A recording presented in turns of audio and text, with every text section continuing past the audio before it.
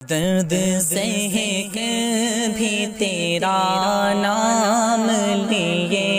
آپ حسینی کردار کو اپنے اندر لائیے۔ حسینی کردار سے پہچانا جاتا ہے، حسینی سیرت سے پہچانا جاتا ہے، حسینی اخلاق سے پہچانا جاتا ہے، حسینی نیچر سے پہچانا جاتا ہے۔ حسینی، اگر آپ حسینی ہیں تو سچے پکے حسینی اپنے کردار میں بن کے دکھائیے، اپنی بات چیت میں بن کے دکھائیے، اپنے کاروبار تجارت میں بن کے دکھائیے، اپنے رہن سہن میں بن کے دکھائیے۔ کربلا ایک بہت درد بھری داستان ہے، بس میں بات ختم کرنے والا ہوں۔ بہت درد بھری داستان ہے، اور جب اللہ کا ڈر دل سے انسان کے نکل جاتا ہے تو پھر وہ یہ بھی نہیں سوچتا کہ اس کے بعد کا ریزلٹ کیا ہوگا۔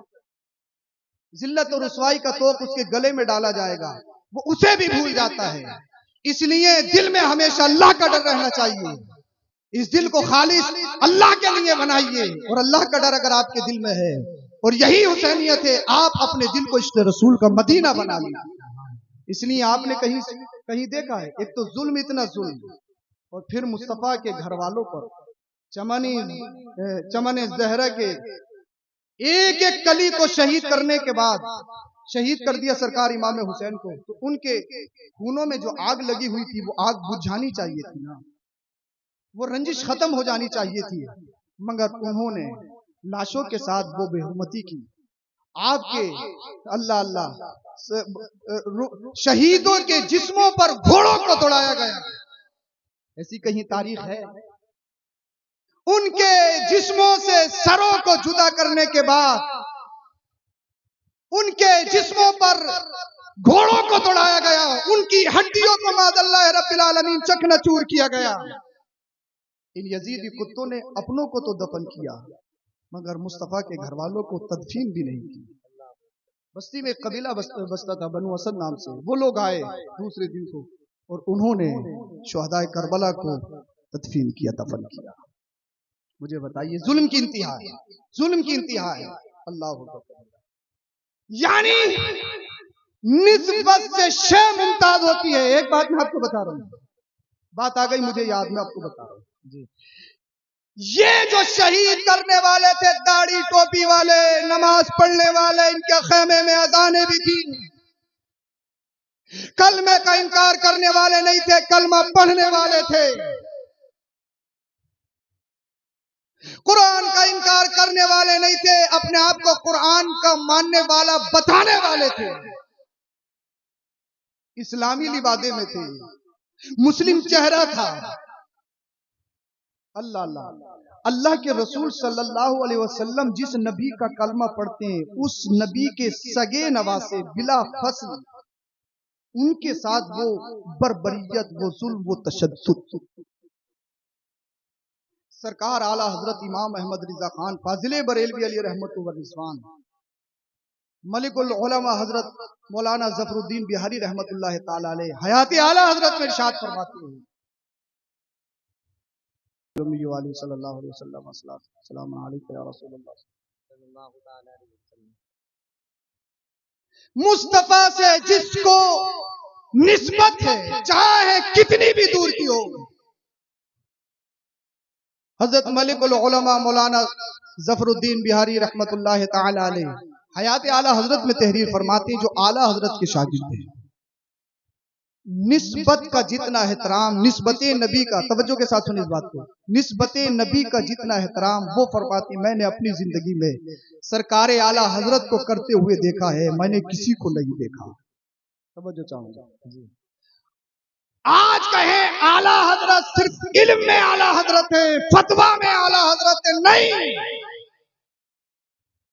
اعلیٰ حضرت کو اعلیٰ حضرت کسی کے باپ نے نہیں، رسول پاک نے بنایا ہے، نسبتوں نے بنایا ہے، نسبت کی قدر نے بنایا ہے۔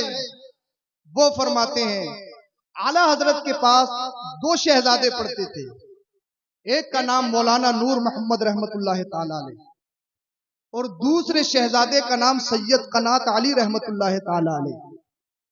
مولانا نور محمد اور سید قنات علی رحمت اللہ تعالی علیہ میں آپس میں دوستی تھی۔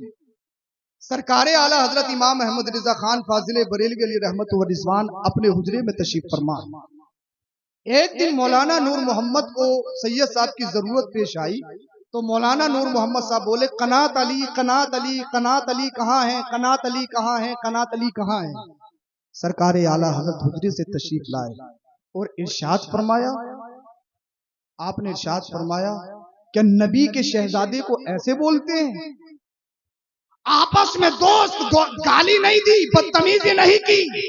और आला हजरत ने फरमाया, क्या तुमने कभी अपने उस्ताद अहमद रजा को इस तरह से बोलते हुए देखा? यानी वो रजा जिसमें निस्बतों का इतना एहतराम हो तब आला हजरत बनते हैं। इसीलिए आला हजरत को आला हजरत किसी के बाप ने नहीं, रसूल पाक ने बनाया है। आला हजरत कहते हैं, या रसूल अल्लाह, तेरी सरकार में लाता है रजा उसको शफी जो मेरा गौस है और लाडला बेटा तेरा। या रसूल अल्लाह, मैं कुछ नहीं, मेरी हैसियत कुछ नहीं, मेरा अमल कुछ नहीं, मेरा तकवा कुछ नहीं, मेरा फतवा कुछ नहीं। अगर मुझे नाज है तो सरकार गौसे पाक पे नाज है, और सरकार गौसे पाक आपके लाडले बेटे हैं। अब करबला के मैदान में देखिए, अल्लाह अल्लाह, मदीने वाले मुस्तफा के सगे नवासे सरकार इमाम आली मकाम सैयदुना इमाम हुसैन रजी अल्लाह तआला अन्हु के साथ वो बर्बरियत, वो जुल्म और तशद्दुद का पहाड़, अल्लाह अकबर कबीरा, जुल्म की हर जुल्म की इंतहा कर दी गई। यानी तो दाढ़ी रखने वाले, टोपी लगाने वाले, अमामा अपने सरों पे सजाने वाले, लिबास मुस्लिमाना पहनने वाले, ये सारी सिफतें उनमें पाई जा रही थी। तो सरकार इमाम आली मकाम ने एक दायरा खींचा है। लिबास देखने के बाद आप कहीं गुमराह ना हो जाएं, दाढ़ी देखने के बाद आप कहीं गुमराह ना हो जाएं, आप चाल चलन देखने के बाद कहीं गुमराह ना हो जाइए। और ये हाथ इतना आसान हाथ नहीं है, इस हाथ को आप किसी के हाथ में भी दे दें। हाथ देने का मतलब ये है पूरी ईमानदारी के साथ आप उसकी बैत करेंगे, और बैत का मतलब ये होता है आप उसकी हर एक बात मानेंगे, उसके खिलाफ कोई काम नहीं करेंगे।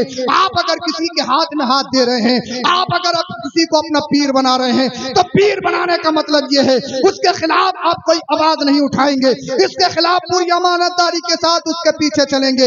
इसलिए अगर आप सरकार इमाम अली मकाम का जिक्र करते हो और सब हुसैनी हो हुसैनी हो हुसैनी हो, तो ये बात याद रख लो, सरकार इमाम अली मकाम ने जो हमारी आंखों से करबला के मैदान में पट्टी उठाई है, जो हमारे आंखों से करबला के हुसैन ने अल्लाह अल्लाह सारे फर्कों को खत्म करके एक दीवार कायम की है, एक मियार कायम किया है। ये हाथ कैसे के हाथ में देना है, झूठे के हाथ में नहीं देना है। शरीयत की खिलाफ वर्जी करे उसके हाथ में हाथ नहीं देना है, जो शरीयत के खिलाफ चले उसके हाथ में हाथ नहीं देना है, जो नमाजों की खिलाफ वर्जी करे, नमाज की पाबंदी न करे उसके हाथ में हाथ नहीं देना है, जो मदारिस मसाजिद और शरीयत और तरीकत और अल्लाह अल्लाह हकीकत में फर्क बयान करे उसके हाथ में हाथ नहीं देना है। ये सब कुछ बताने वाला अगर कोई है तो मुस्तफा का नवासा करबला का हुसैन है। आप सच्चे पक्के मुसलमान हो जाइए और ऐसे पीर के हाथों में हाथ दीजिए जो सच्चा पक्का हुसैनी हो, जो सच्चा पक्का हसनी हो, नमाज भी पढ़ता हो, रोजे भी रखता हो, चेहरे पे दाढ़ी भी सजाता हो, लिबास भी उसका इस्लामिक हो, जिसका चलना बताए हुसैनी है, जिसका खाना बताए हुसैनी है, जिसका पीना बताए हुसैनी है। अगर ऐसे पीर के हाथ में आपने हाथ दिया है, जब तक दुनिया में रहोगे वो पीर तुम्हें दुनिया में बचाता रहेगा, कब्र हश्र में जाओगे वो पीर तुम्हें कब्र हश्र में भी बचाएगा। सरकार इमाम हुसैन ने सच और झूठ में फर्क करके बताया है, अच्छाई बुराई में फर्क करके बताया है। उसी अच्छाई बुराई में आपको फर्क करना चाहिए, सच्चाई को फॉलो करना चाहिए, झूठ को छोड़ देना चाहिए। आप नमाज नहीं पढ़ते हैं उसको छोड़ देना चाहिए, क्योंकि नमाज छोड़ना ये यजीदी सिफत है, शराब पीना ये यजीदी सिफत है, सूद खाना ये इस तरह के तमाम हराम करना ये यजीदी सिफत है, और जो अच्छे काम करोगे वो हुसैनी सिफत है। और दुनिया वालों को बताओ हम तुम्हारे गुलाम नहीं, हम गुलाम हैं तो करबला के हुसैन के गुलाम हैं। कत्ले हुसैन असल में मर गए यजीद है, इस्लाम जिंदा होता है हर करबला के बाद। कलमा शरीफ पढ़िए, ला इलाहा इल्लल्लाहु मुहम्मदुर रसूलुल्लाह।